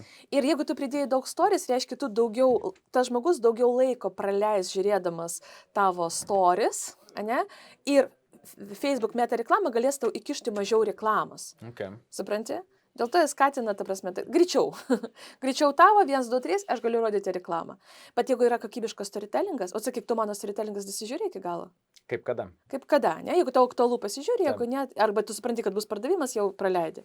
Bet, pavyzdžiui, jeigu yra storytellingas, yra intriga, kuo pasibaigs, ką ten, kokia yra mintis, ko išvinioja, mes galim ir 15 stories pažiūrėti iki galo. Mano atveju dar labai priklauso, ar aš turiu pakankamai laiko ar ne. Jeigu ten vakare įsijungsi, tai tada įdomu pasižiūrėsi. Bet jeigu aš taip pasimiau telefoną, greitai kažką, tai aš tiesiog... Taip, tiesiog, maždaug supratau, kas vyksta, praeini. Tai va, stories yra šventa vieta ir ten reikia akumuliuoti realiai pardavimus. Va, ir per stories mes galim tikrai labai labai gerai parduoti. Ir jeigu žmonės nesupranta, kaip kurti storytellingus, jie dažnai daro, aš vis tiek negaliu parduoti. Aš žmonės labai dažnai tiesiog elementariai nepasako call to action. Pavyzdžiui, gali būti linkas, gali būti uždėk pliusiuką va čia ir aš tau atsiųsiu info. Parašyk man noriu, aš tau atsiųsiu info. Pereik į mano bio, ten surasi nuorodą. Mačiau, kad ganėtinai efektyviai veikia, nežinau, tu pati mėginai, testuoja tai, kad įkelia kažkokį reelsą, ne, ir parašo, kad, ten pakomentuok kažkokį ir tada rašo komentarus. Taip. Ir aišku, tada būstinasi. Chatbotas. Žinok, pasakysiu, kad automatiniai komentarai, pas mane daug veikia skirtingų chatbotų ir grandinėlių, bet automatiniai komentarai Instagram algoritmas nenuskaito kaip organinį ir neprisiskaito tam bonusą, žinai. Okay. Tai tipo ta, kur jeigu tą patį dalyką komentuoja? Neprisiskaitys tau kaip būstinimą. Bet pas tave suveiks pardavimo grandinėlį, tau nereikės rankiniu būdu kažką ten atsikinėti ir taip toliau. Galiu aš tau klausimą, nes aš prisidaviau ir pasidalinau, kiek aš dėka savo žmogišką investiciją arba kapitalo, ne, galėjau uždirbti, bet, pavyzdžiui, tu esi investuotojas ir tu puikiai žinai, kur dėti laisvus pinigus. Jeigu dabar, pavyzdžiui, aš norėčiau 10, 20, 30 tūkstančių kažkur padėti, kad jie tiesiog pas mane negulėtų, o kad jie man dirbtų, ką tu parekomenduotų man, nes aš realiai su investicijom visiškai nedirbu, pas mane buvo vienintelė patirtis Tenerifėje, mes nupirkom namą, tokį būtą namą, nežinau, ten, žodžiu, kartu dar su partneriais, su tais akupasais, žinai, investavom 40 tūkstančių pinigų, ir tikėjomės, kad tos akupasus išvarysim, padarysim mini remontą ir galėsim, žinai, parduoti brangiau. Tai aš įdėjus 40 tūkstančių, mano metinė grąža su didžiulis nervais. Mes juos išvarysim, neišvarysim, kaip ten bus, ką daryti, gal iš vis ten nieko nesigaus. Aš gavau grąžos 12,5 tūkstančių. Tai wow, 30%. Taip, tai buvo tikrai neblogai, bet ar aš norėčiau pakartoti tą patirtį? Tikrai ne. Tai buvo labai stresovo, labai sudėtinga. Man tai atrodydavo, kad aš daugiau nepamatysiu tos 40 tūkstančių. Žinai, tai yra, man buvo sudėtinga. Tiesiog emociškai, ten tokia atrodė rizika kosminė. Kur tu parekomenduotų dėti pinigus tokiems, kurie iš vis nemoka investuoti, nieko nesupranta? Tai sudėtinga su investavimu apskritai teikti kažkokias rekomendacijas, nežinant konkrečios žmogaus situacijos, dėl to, kai įsigilini į žmogaus poreikius, tai yra jo rizika, kurią jisai gali toleruoti, laikotarpį, kuriam gali investuoti, įsipareigojimus, pajamas, išlaidas, apskritai poreikį, norą, suvokimą apie investavimą, tada realiau galima kažką pasakyti. Žiūrėk, aš nieko nežinau apie investavimą. Paėmam, pavyzdžiui, 20 000 metams. Nu va, čia ir prasideda didžiausia bėda. Jeigu metams, tai tik kažkokios saugios rinkos priemonės, tai vadinasi kažkas, kur nebūtų jokių svyravimų. Tai bus pinigų rinkos priemonės, tikėtina kažkokios obligacijos, nes trumpasis metai yra labai trumpas laikotarpis investavime. Ir jeigu tau garantuotai reikia pinigų po metų, ir tu nori garantuotai pasimti daugiau pinigų negu įnešiai, tai turės būti kažkokią turto klasę, kuri visiškai nesviruoja. Jeigu investuoji ilgesnį laikotarpį, tarkim, atsiranda galimybės investuoti į kažkokius fondus, kaip pavyzdžiui S&P 500, 500 didžiausių Amerikos įmonių viename pakete. Tu pirkdama vieną fondą, tampi 500 įmonių akcininkė. Geras. Ir kad kažkas atsitiktų 500 didžiausių pasaulio įmonių, tikimybė yra labai maža. Trumpuoju laikotarpiu, kad kažkas jums atsitiks. O kiek ten reikia laiko palaikyti pinigus? Tai kuo ilgiau laikysi pinigus, tuo turėsi artimesnį vidurkį. Tai to paties S&P 500 vidurkis yra 11% pastarųjų 100 metų, įskaitant karus, krizės ir viskas, kas nutiko. Tai vadinasi, jeigu tu kiekvieną mėnesį investuoji ir investuosi kaip įmanoma daugiau metų, tuo labiau artėsi prie to vidurkio. Gali būti, kad pradėsi investuoti ir uždirbsi 30% pirmais metais, bet gali būti, kad pirmais metais mes turėsime ekonomikos pakritimą, svyravimus ir bus minus 20%. Ir reikės 5 metų, kad tu ateitum į tą vidurkį, galbūt 10 metų, kad ateitum į tą vidurkį. Tai viskas investavime ganėtinai paprasta ir pavyzdžiui, jeigu žmogus sakytų, aš dirbu savo darbą, nieko daugiau nenoriu daryti, uždirbu tiek pinigų, noriu kiekvieną dieną padaryti kažkokį per mėnesį 15 minučių skirti investavimui, tai aš sakyčiau, atsidaryk vertybinių popierių sąstavą, mūsų vienas iš kanalo rėmėjų yra Freedom24. Tai jeigu kažkas ieškos, tai galite šio video aprašymą rasti visas investavimo reikalingas nuorodas, jeigu planuosit investuoti ir atsidaryti sąskaitas. Tai atsidarius sąskaitą, pasirinkti vieną iš fondų, tai gali būti viso pasaulio fondas, kur yra 3000, pavyzdžiui, įmonių. Tai turi pasaulį sugriūti, kad toksai fondas ilguoju laikotarpiu neaugtų. Galima pasirinkti Amerikos rinką, 500 didžiausių Amerikos įmonių. Ir tokiu atveju mano veiksmai yra labai paprasti. Iš banko persivedu kiekvieną mėnesį pinigus į vertybinių popierių brokerį, paspaudžiu vieną mygtuką, kad nupirkčiau savo įsirinktą fondą arba kelis fondus. Viskas mano veiksmai investavime baigti. Fondas pats dirba, kokią jisai grąžą suteiks, priklausys nuo to, kas dėsis. Bet tu niekada neišsiminėjai pinigus? Pakol kas ne. Į kiek tu jau laiko investuoji? Nuo 2014 metų. Nieko savo. Į koks tavo portfelis, jeigu nepaslaptis? Daugiau nei 2 milijonai šiai dienai. Oho. Geras. Tai į vidutiniškus procentas? Vidutinis procentas svyruoja kažkur nuo 14 iki 22%. Tai yra super good. Tai yra labai gerai. Tai dabar, kada pradėjau prekiauti opcionais ir pats aktyviau investuoti, nes anksčiau aš pats daugiau investavau į fondus, o dabar daugiau investuoju į pavienės įmonės ir opcionų prekybą, tai tas vidurkis skiriasi nuo rinkos vidurkių, nes aš aktyviai dedu laiko ir tokiu atveju galiu aktyviai daugiau uždirbti. Geras. O kokia buvo tavo pelningiausia ir nepelningiausia investicija? Žinok, į socialinius tinklus buvo mano pelningiausia investicija. Su visiškai nedideliu biudžetu gauti tokį grąžą ir tas žmogiškas resursas, kurį aš sukūriau santykius, jis ir toliau dar generuos man pinigus.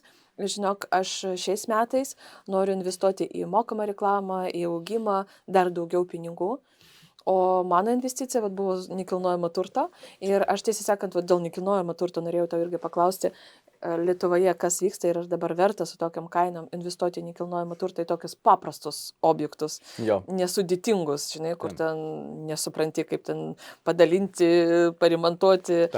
Ką tu galvoji apie šitą? Apskritai, man atrodo, nekilnojamas turtas, kadangi aš pats, kai pradėjau investuoti, aš investavau irgi į nekilnojamą turtą, tai kada neturi patirties investuoji ten, kur visi investuoja. Suprantama, ne labiau. Jo, gali pačiupinėti ir taip toliau, bet realiai nekilnojamo turto grąža, jeigu paskaičiuosi laiką, energiją, prastovas, remontus ir visus kitus dalykus, dažnu atveju sieks 4-6%, ką paskaičiavus ganėtinai nesudėtingai pinigų rinkos priemonėse galima gauti arba, nežinau, įdėjus į mano jau minėtus fondus, kur nieko nereikės papildomai daryti ir turi bet kokį likvidumą. Pavyzdžiui, aš ne vieną savo nekilnojamo turto objektą dabar parduodu ir yra ką pardavinėjau ir pusę metų ir dar neparsiduoda. Rinkoje aš galiu per vieną dieną vieno mygtuko paspaudimu išsikešinti milijoną, pusę milijono, turėti jį savo banko sąskaitoje jau sekančią dieną.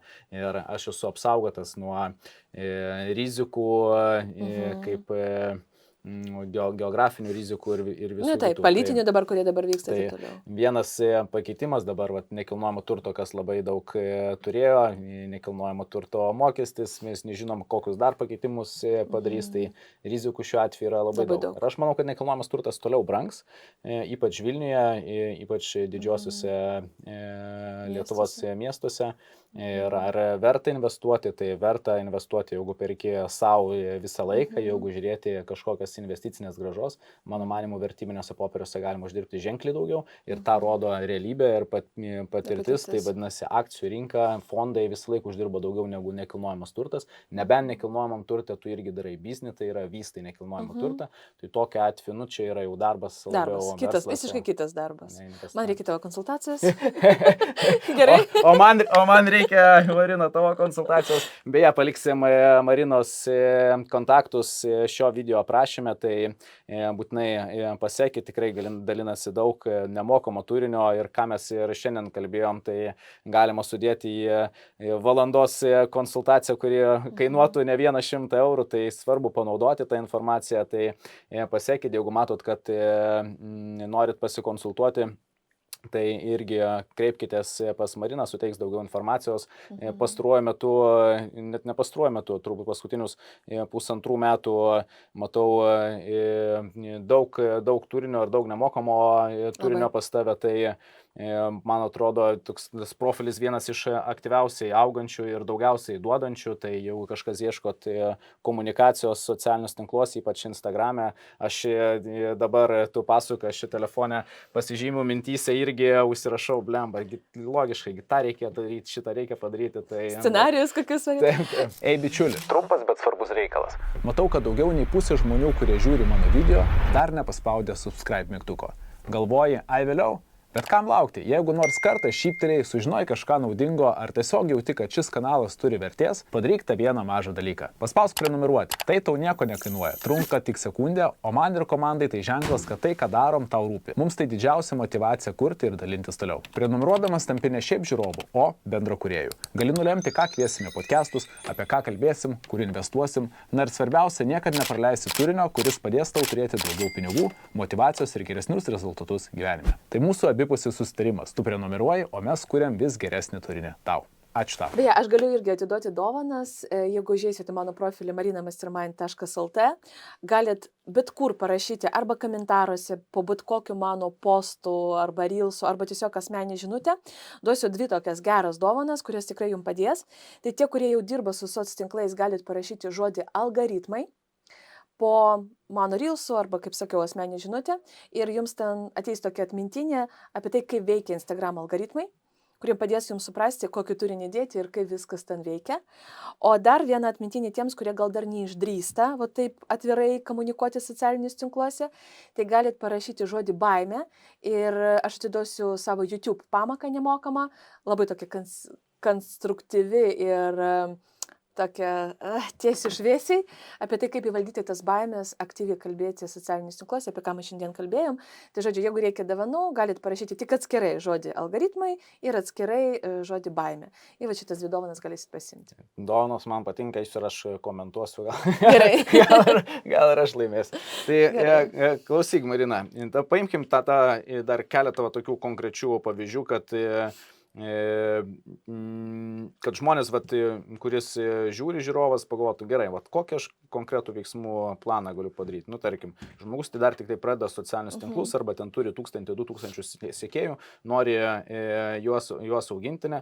Ką jis konkrečiai turėtų padaryti per ateinančias, tarkim, 90 dienų, ne? Kad jisai galėtų užsidirbti, nežinau, pirmosius 5000 eurų iš socialinių tinklų. Jėga, labai geras klausimas. O greičiausiai, jeigu aš ateičiau pas tavę konsultaciją, tai irgi man sudėliotų tokią logiką. Dabar va ten eik. Mini pipeline. Aha, tai prisijung, tą dabar padaryk.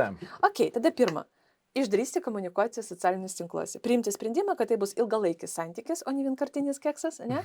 Kada jums reikia kažką parduoti, o kad... Čia turbūt svarbus dalykas, labai... nes, blemba, kiek aš esu matęs žmonių, kur pradeda, tarkim, nežinau, tą patį YouTube'ą kurti, galvoja, kad sukursiu ten 1, 2, 3 video, šaus iš karto auditoriją ir daug čia bus peržiūrų ir dingsta.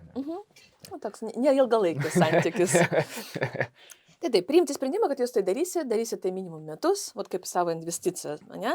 Tu sakai, Marina, metai tai yra šiaip savo laikotarpis. Tu tiesiog priėmė sprendimą, kad tu eisi į tą darbą, riziką, čia yra irgi rizika, ne, kaip nebūtų. Ilgainiui. Tai vat priimti sprendimą, kad aš tai darysiu. Antras dalykas, jums reikia apsispręsti, apie ką bus jūsų profilis, tai yra profilio tema. Apie ką aš komunikuosiu, bet ne tik apie save arba apie savo produktą, o kokią naudą vertę aš sukursiu auditorijai. Apie ką? O jeigu, pavyzdžiui, aš paklausiu, kodėl aš turiu pasiekti tavo profilį? Tu man sakai, mano profilį tu rasi paprastą kalbą, aš kalbu apie investicijas, kad net durnius supras. Ir aš edukuoju, kaip investuoti. Super. Jeigu man įdomus investavimas, aš žiūriu. Arba, pavyzdžiui, mano profilį jūs rasit paprastus, lengvus receptus kasdienai, kad jūs galėtumėt mesti svorį. Super. Ta auditorija jūs suras. Apsispręsti su profiliu temą ir naudingų turinių. Naudingų turinių reikia minimum 2 į savaitę, va taip galim pasakyti. Trečias žingsnis. Sukurti minimum 15-20 reelsų naudingų. Vat ką mes su jumis kalbėjom. Pasistengti jungti kūrybą ir patrigerinti arba užkabinti dėmesį, kad jie pradėtų tiesiog kabinti. Vat jūs žiūrit patiems fainai. Vaikas jūsų žiūrėjo iki galo. Va, sukurti gerus. Kaip juos sukurti? Nes taip atrodo 15 reelsų, įsivaizduokim, kad žmogus neturi jokių įgūdžių. Kokiom programėlėm jam naudotis? Ar jam... Pirmiausia, ne programėlės iš vis. Reelsai prasideda nuo programėlio, ne nuo montavimo, prasideda nuo idėjas arba reels struktūros. Beje, jeigu norit gauti ekspertinį reels struktūrą, labai gerą atmintinį, parašykit žodžių struktūrą. Realiai. Ten yra labai konkreti schema, kaip padaryti hooką, ką reikia pasakyti, kaip privesti prie call to action'o, kaip realiai ką pasakyti.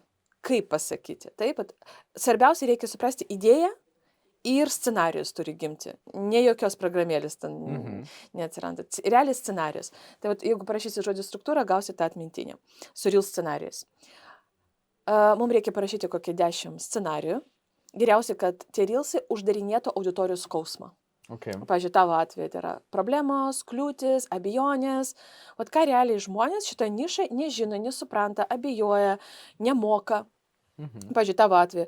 Ar galiu aš investuoti su biudžetu, ten, nežinau, 100 eurų? Ir tu man atsakinėjai klausimą. Jeigu tu pasiruošęs dabar investuoti tik 100 eurų, va tau gali būti tokie sprendimai. Arba kaip mokinti vaikus investuoti. Arba kaip taupyti pinigus. Siauros ir plačios temas. Tai parašyti 10 reel scenarijų, tada toliau jos reikia nufilmuoti. Realiai jums reikia medžiagos. Yra bėlė kiek daug skirtingų scenarijų reelsų. Savo mokymuose aš ten apie 30 reel scenarijų sakau, bet elementariai tai gali būti kalbančia galva. Jeigu jūs esate ekspertas, reikalinga kalbančia galva, be šitą niekaip nepraeisim, bet yra formatai, kada yra tekstas ant video, įgarsinimai, voice overis ant video gabaliukų, tikrai yra daug skirtingų. Tai sugalvoti, koks bus formatas ir nufilmuoti šitus dalykus. Tada jau prasideda lipdymas, ne, tas darimas. Tai jau tada ten montavimas. Montavimas pradedant nuo CapCut'o, Caption, Edits, kokią pasirinksit programėlę. Tikrai nėra sunku šiais laikais, net visiškai. Neturint visiškai. Jokių įgūdžių specialių. Plus, jeigu jūs nenorit montuoti, galite atiduoti montuotojams. Čia, man rodos, kad 5-15 eurų už reelsą tikrai galima rasti 20-15 eurų už reelsą, tokia kokybiška, normalų ir viskas. Jūs turite turinį vienetus, aprašymas, coveris, kur parašyta, apie ką jūsų reelsas, kad žmogus užėjantį profilį galėtų iš karto užsikabinti ir kaip išmokti investuoti su biudžetu 100 Kiek svarbu eurų. tas coveris? Labai svarbus dabar. Ar geriau, kad tas coveris būtų kaip žmogaus veidas kažkoks, tai ir tada kažkoks tekstas? Realiai turi būti, va tu užeini į profilį, į bet kokį profilį, ir aš turiu iškart suprasti, kur man paspausti. Nemokama pamoka, kaip padidinti istorijos peržiūros. Pas tavo koveriai labai geri. Aš turiu iškart puks paspausti, ir nes jeigu aš taip skrolinu, aš irgi turiu matyti, kaip padidinti istorijos peržiūros, supranti? Jo. Aš dar neklausau, bet aš jau suprantu, supranti? Va, tai tas coveris, kad būtų parašyta, beje, į heito, tik spaudžiu, tai bijau, ar pan dar kažką, nes jeigu va toks rilsas, tu supranti apie ką jis? Ne. Tu supranti, kodėl tau reikia čia paspausti? Tai vadinasi, turi, Turi būti feedas ir dabar, jeigu tu esi ekspertas, tai žinai, kad vienareikšmiškai reikia turėti gerą, aiškį feedą, ne? SOS pagalba šventus metu, brandžiai odė makiažas, 3 klaidos. Ir aš užeinu ir aš iš karto orientuojuosi, kur man paspausti. Mes realiai, tu irgi taip darai. Kad tu eisi žiūrėti kiekvieną tą rilsą? Kad surasi kažkokią info? Ne. Tu greitai turi priimti sprendimą, kas tau aktualu, ir va šitie antrašiai turi būti problemos, kurias turi tavo auditorija, kuris sprendžia. Tai aš galėtų pasakyti, kol aš nesutvarkiau savo feedą, pas mane neauga sekėjai. Okay. Nes mes realiai, ypač Instagram'e, mes tokie, gražu, negražu, aišku, neaišku. Čia Facebook'e dzinta, prasme, tie coveriai. Čia tikrai svarbu. Okay. Na viskas, da įkeli tos reelsus. Jeigu jūs 20 sukursit, pas jūs jau bus kažkoks supratimas, kas paėjo, kas nepaėjo, jūs turėsit statistiką. O kaip pas tave, ne? Tu imiti pinigus, tu tikrini, ne? Taip, kur auga, kur neauga. Kokias literacijas padaryti po to. Taip, ką galima ten daugiau įdėti pinigų, kas gerai paėjo, kas negerai, kur daugiau pinigų įdėti. Tai jau reikia po 20 reelsų padaryti tokią irgi analizę, pažiūrėti, kokie paėjo, kokie nepaėjo, kas suveikia, iš kokio reelso atėjo organiškai sekėjai, kuris paėjo su peržiūrom, kuris visiškai nepaėjo. Ir tada padaryti tokią analizę, kas suveikia ir atkartoti arba spausti daugiau būtent į tokį formatą. Arba į tokį pateikimą. Surasti dar savo stilių. Tai yra, prasme, tikrai su laiku ateina. O dar esamus ir pabūstinti gali. Ir tada toliau sekantis žingsnis, esamus pabūstinam, kurie jau geriau paėjo ir auginam auditoriją. Pabūstinti, jau kas pirmą kartą išgirdot šitą žodį, tai paleisti mokamos reklamos. Ne per Facebook Ads kabinetuką, nesudėtinga, jau tiesiog su labai paprasta žingsniais. Ir tuo pačiu metu, kada jūs augat, jūs šildote auditoriją su asmenybės atskleidimu ir su gerais storytellingais. Viskas. Ir va taip pusė metai. Mano auditorija tikrai yra klientų, kurie užaugino savo auditoriją tik su organiniam peržiūrom. Tiesiog keletą reelsų paėjo, atnešė reelsą ten po 3-4 tūkstančių auditorijų. Okay. Pavyzdžiui, pas mane taip dėja nėra. Pavyzdžiui, pas mane konversija blogiausia, nei pas visus mano klientus. Aš pati mokinu, kaip auginti auditoriją, bet mano konversija yra žiauriai blogi. Aš žinai, kad padariau apklausą tų žmonių, kurie jau mane pasiekė. Aš padariau tokį rimtą darbą. Kodėl? Ir daug kas prisipažino, kad kada pirmą kartą mane girdi su mano akcentu, girdi, kad aš esu nelietuvė, kad aš greičiausiai ten rusialka, kaip jie ten rašo. Jiems yra tokia atmetimo reakcija, kažkokia, čia nelietuvė, mokina, pasakoja, ir ten yra toks stiprus trigeris, jie girdi akcentą, bet jie nepriema sprendimą iškart sekti, nes tai yra tiesiog tas savotiškas toks trigeris arba tabu, žinai, ir aš suprantu tai. Dėl to aš tiesiog trigubai daugiau dirbu ir viskas. Ir ta prasme, nepasiduoda, tai nėra priežastis, kad aš sustočiau. Tiesiog ta prasme, aš suprantu, kad aš ne taip greitai augu, kaip mano klientai. Pavyzdžiui, mano klientai ten su mityba, ne, su receptais. Ten per 3 mėnesius, man sakykime, 15 000 daugam. Tai papasakok kažkokias sėkmės istorijas, realias istorijas, kam sekasi, kas galbūt kažkokią, žinai, baimės turėjo, kad, nežinau, prieštaravimus kažkokius ir darė tos veiksmus ir pasiekė rezultatą. Žiūrėkit, sudėtingiausiai pralaužyti ledą, vidinio nepasitikėjimo, savęs nepriėmimo, knisimasi, kad aš kažkoks netoks, kad aš blogai kalbu, kad aš nusišneku, kad aš kažkaip netaip atrodau, kad pas mane kreivas veidas ir taip toliau. Žmonės nesuprantu kodėl, bet ta mūsų karta, realiai nemyli, nepriema save, kabinasi prie savęs. Aš galiu pasakyti, kad didžiausias pasipriešinimas, aš jau net rašiau neseniai dariau tokį storytellingą, kad man užkniso dirbti ne savo darbą, dirbti psichoterapeutu, kad tiesiog pralaužyti tą ledą, kad žmonės priimtų sprendimą daryti. Kas priėmė sprendimą daryti? Mes ten, žinok, pasiekėm, pavyzdžiui, vasarą pradėjom darbuotis, dabar žmogus jau turi 11 000. O. Super, jau fantastiniai rezultatai. Ateina tada pasiūlymai kolaboracijomis, žinai, ten dideli brandai siunčia ten geras dovanas, žinai. Net aš pati galiu pasakyti, pavyzdžiui, mes padarėm siriačiką su statybom, mes gavom bėlėkiek gerų pasiūlymų. Kolaboracija. Barterių, ne? Barterių, nemokami baldai, ten čiužiniai, Geras. nuolaidos ir viskas. Ir tai yra kaifova, suprask, tai yra fainai. Tu taip kuri turinį, bet tu gali daryti gerą turinį. Pavyzdžiui, mano klientai, kurie tik dirba kaip influenceriai, jie realiai neturi ekspertiškumą, jie tiesiog augina auditoriją su įdomiu, traukiančiu temas apie kažkokią, vieną kategoriją. Mamystė, pavyzdžiui. Ką galvojat, kiti mamos nežiūri kitas mamas? Žiūri, manau. Dar kaip? Jie galvoja, aš ne viena ten sėdžiu su tais pampersais ir tarsi fainai, kad kažkas rodo, ką perka, kaip elgisi, kaip reaguoja. Pavyzdžiui, ten elementariai mamystė. Problemom pasidalina. Taip. Arba ten viena mergina, ta prasme, juokingas turinys, situacija su vyru, kaip ten juokeliai, jau ten 70 000 sekėjų, jie parduoda ten savo tinklinio marketingo produktus. O taip. Reklama po 1500 kainuoja. Siurblys ir dar plus 1500 už Reelsą. Kad suprastumėt, ant kiek tai yra tiesiog fainai, kiek ten yra daug resurso, kaip fainai mokėti kurti turinį ir perlipti per visas tas savo pasipriešinimas. Bet sakau, pirma problema tai yra tas žiaurus savęs nepriėmimas, nepasitikėjimas, greitas nusivylimas. Jeigu tu man pasakytum, Marina, tu nori gauti iškart iš investicijos belia kiek pinigų? Tam nesąmonė. Tu sakytum, taip neveikia. Tai dėl to man ta paralelė, kodėl aš labai tau dėkinga, kad tu mane pakvietei į šitą podcastą, nes man labai daug yra tų paralelių. Investavimas pinigų į fondus ir taip toliau. Tai yra žaidimas ilgainiui, kada mes suprantam, kad tai yra ne toks greitas rezultatas.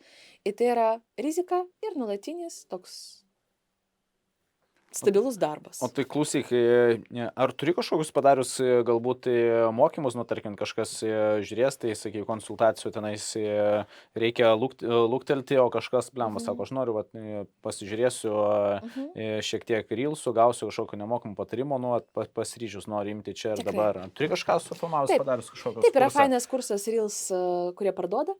Apie Reelsus tiesiog bazė. Scenarijai, fainai, galite užeiti į mano profilį, į puslapį ten irgi surasit. Arba jeigu parašysit žodžių struktūrą ir praeisit visą grandinėlę, jums pasiūlys šitą produktą pabaigoje. Plus pas mane yra geras produktas Instastartas, kuris pastatytas ant Mastermindo. Jis startos balandžio mėnesį. Okay. Tai jeigu norėsit prisijungti, irgi kviečiu.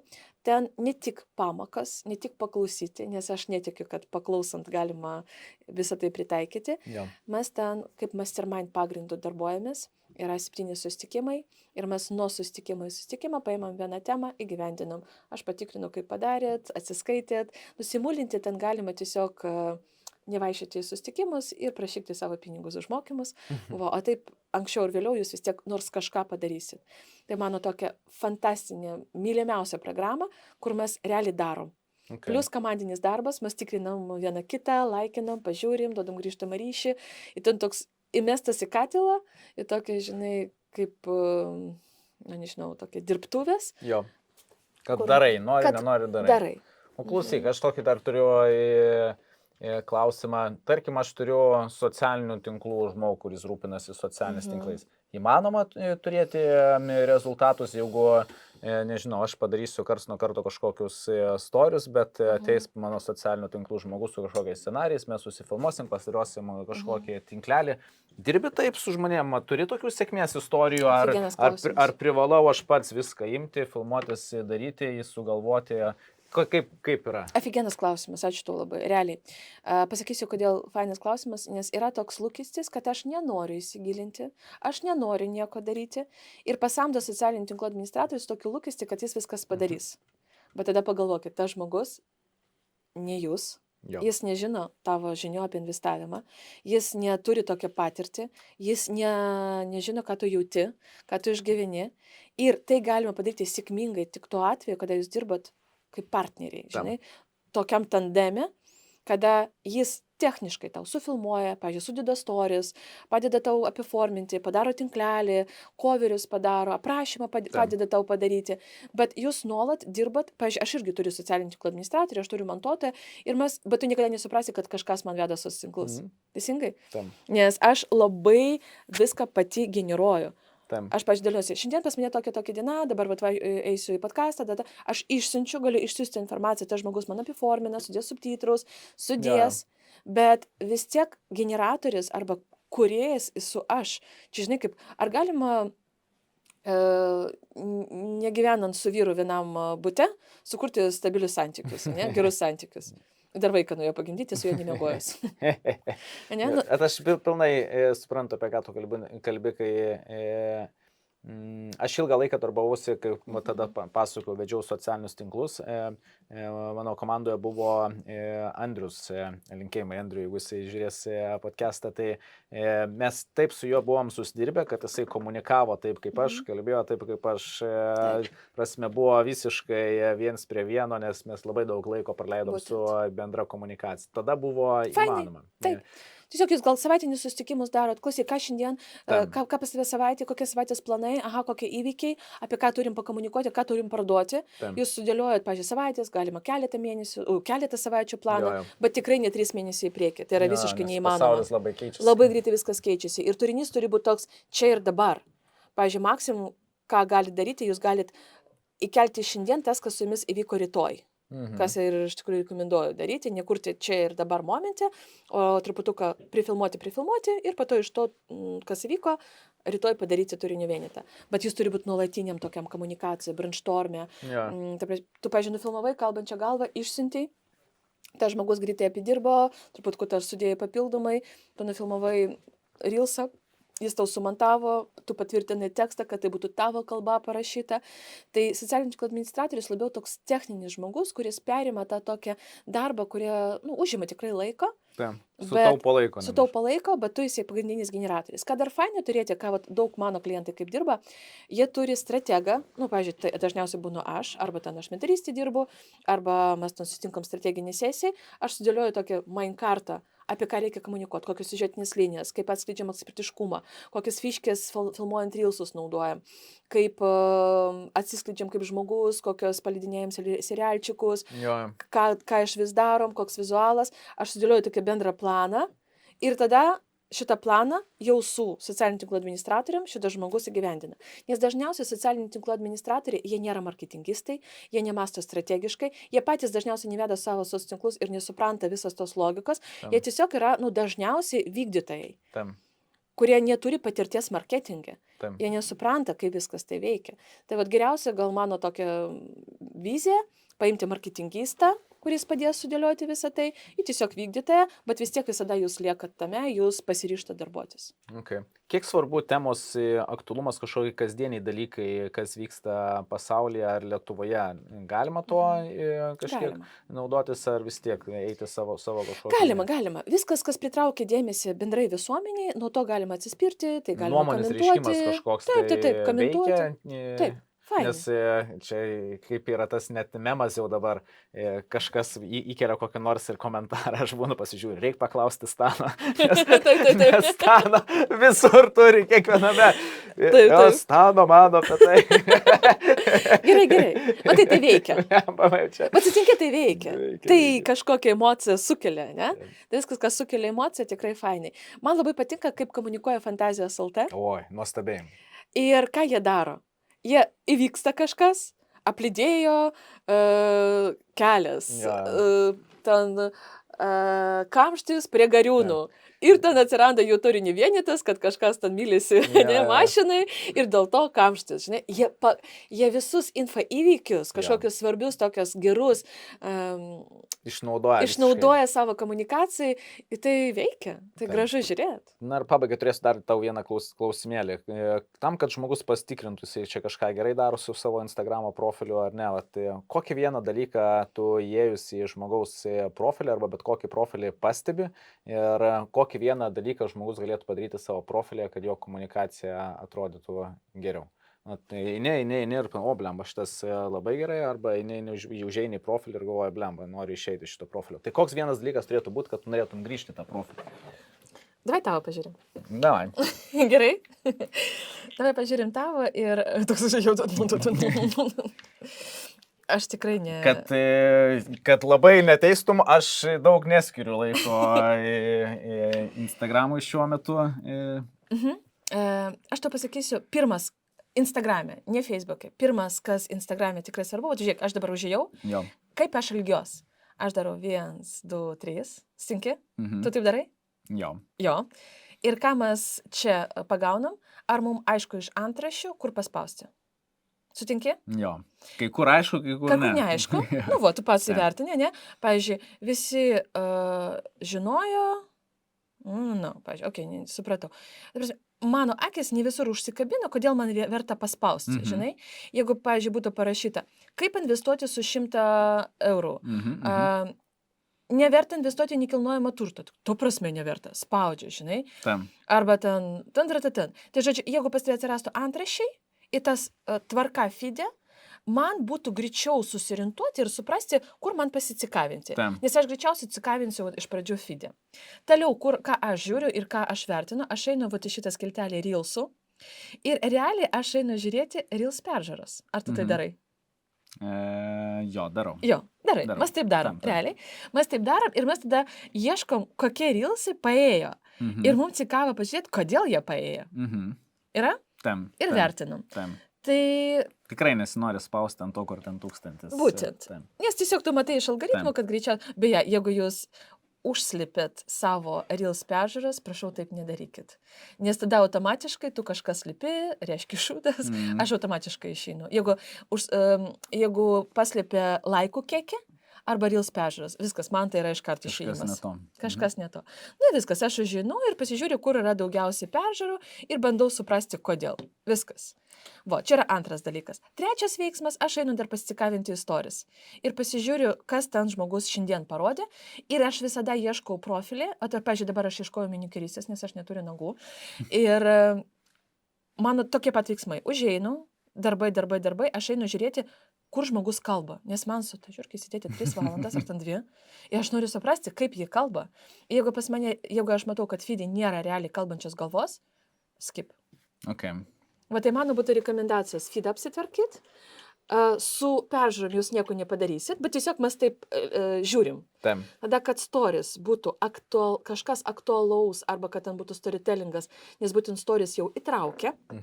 Per stories mes galim greitai susipažinti ir dažniausiai žmonės priema sprendimą pasiekti profilį, taip, feed'ą pasižiūrėjo, tada Reelsus keletą pažiūrėjo ir tada trečias veiksmas, jie eina stories pasižiūrėti. Okay. Ir tada po stories jie dažniausiai priema sprendimą followinti arba ne. Tai mums reikia tiesiog būti pasiruošusi. Čia kuo daugiau turėtų būti kažkokio naudingo turinio. Taip, kad aš, čia feed'e. Ir kad aš galėčiau iškart suprasti, kur man spausti. Kad iš feed'o aš galėčiau, pavyzdžiui, tau, aš rekomenduočiau padaryti feed'ą, kad ant kiekvieno tavo, ne ant kiekvieno, bet būtent ant naudingų atsirastų vieno. O galima senus keisti? Taip. Jo? Tu, pavyzdžiui, žiūrėk, tu galėsi, taip paprastai, aš parodysiu, kaip keisti. Žiūrėk, užeini, pavyzdžiui, pas mane šitas nesutvarkytas, ne? Man reikia sukurti. Eini čia, edit, tada cover, Okay. tada čia, pavyzdžiui, aš galiu surasti savo naują coverį, kažkokią, kuris ten pas mane jau, ir aš iš anksto, pavyzdžiui, jį padariau, ten, nežinau, kažkokią aš padariau ten coverį, pavyzdžiui, čia, taip, ir viskas, ir tada aš jį palyginu, ir viskas, pas mane atsiranda tvarkingas coveris. Tai tą pasakyčiau. Po podcast'o sėsiu Įsitvarkyti tavo profilis labai potencialus augimui. Kosminė tavo tema.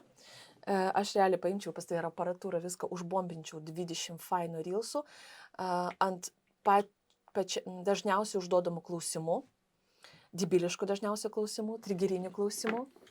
Ir žinau, pavyzdžiui, kaip investuoti tada, jeigu aš noriu investuoti metams, ką padaryti su 100 eurų, ar verta investuoti 3 geriausiai investicijos dalykai, kodėl neverta investuoti nekilnojamą. Ką šiandien aš tai paklausiu, net elementariai aš padaryčiau tokį 20 Reelsų, kur tu atsisėdai, žinai, taip. Ir tai, žinai, taip kalbėk, taip kaip tu moki, žinai, taip ryškiai, pakankamai naglai, su tokia energija, emocija ir tiesiog 15 tokių Reelsų pavaryk. ir tada toliau tiesiog tau lieka paspausti čiut boost. Tu iki 20 štukų užauksi va taip. Nu, hebrytė dabar laikykitės, kaip sakyti, atkeliaus iš Pociūno kontento, primokė mane Tu čia. dabar Arną Markevičių matai tarinį? Retai, kadangi mes versle labai piktai įsiskyrėm, tai mes nebedraugaujam. Supratau. Bet jis dabar, jeigu pamatysi, jis dabar labai gerai pradėjo daryti reelsus ir super gerai auga. Jo, mačiau jo paskutinius reelsus iš tos pusės šaunuolis, nes tikrai. Ir darbo įdėta, fainai pasižiūri tikrai reelsai. Ir fainai pasižiūrėti. Tikrai.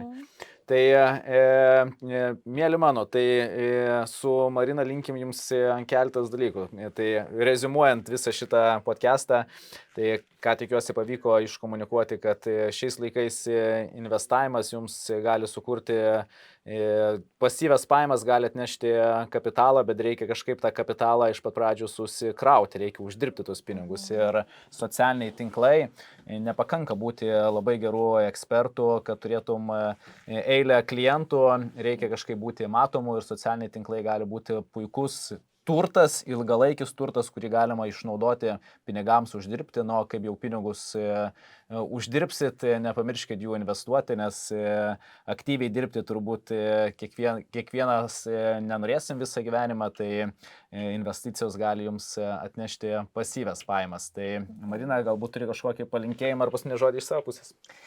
Vienintelis palinkėjimas priimti nors vieną sprendimą po šiandien mūsų pokalbio ir tai įgyventinti ir padaryti. Pavyzdžiui, gal Gintarai irgi pasakysi, ką priėmė sprendimą padaryti. Aš tai susitvarkysiu feedą, jau seniai noriu, kad būtų, labai man patiko tos uždėti antraštės, nes iš tiesų pasižiūrėjau, blemba, kodėl su manim su Danieliu nuotraukos turėtum spausti, jeigu ten būtų parašyta, kaip investuoja jaunimas. Jaunimas įeina iš karto, blemba, įdomu, kas čia per...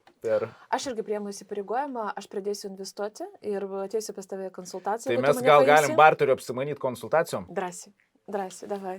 Nes tu tikrai šiandien mane įkvėpiai, nors ten 200, 300, 500 į mėnesį įdėti į savo portfelį. Aš irgi nenoriu dirbti visą gyvenimą aktyviai. Tu mane žiauriai sutrigerini, serzinai su savo to kapitalu. Šakas, suranti.